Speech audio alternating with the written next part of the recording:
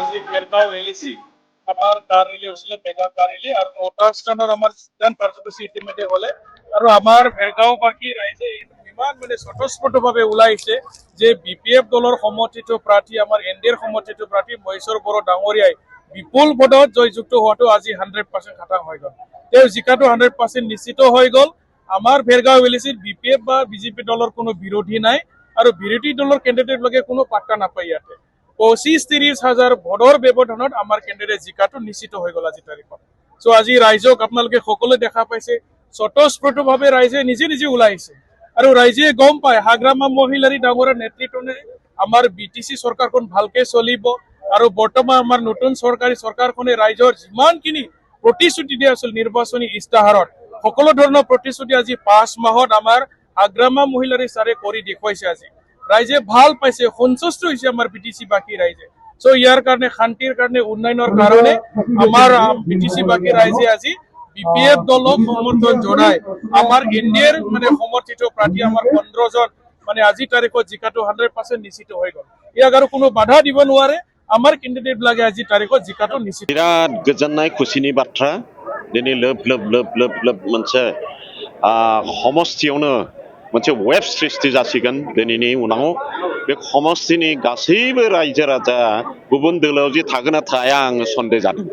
कारण दिनैनि दिनाव मोनसे कार रेलि जागोन।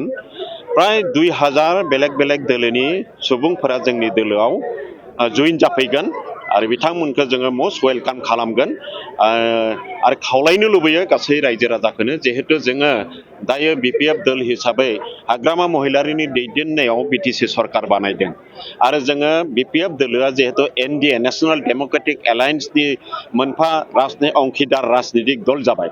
दा बेखायनो फैबाय थानाय बोथोरफ्राव असम सरकारा डक्टर मानिथाव डक्टर हेमन्त बिश्व शर्मानि दैदेननायाव जे असम सरकारा दाफुंजागोन बेखौ दिनैनि आसामनि राजनितिक जि पिक्चार बे पिक्चारा जोंखौ बुंगासिनो दङ। बेखायनो जोङो हाखनाव थानाय साफा साफा बिनि जनप्रतिनिधि जागोन।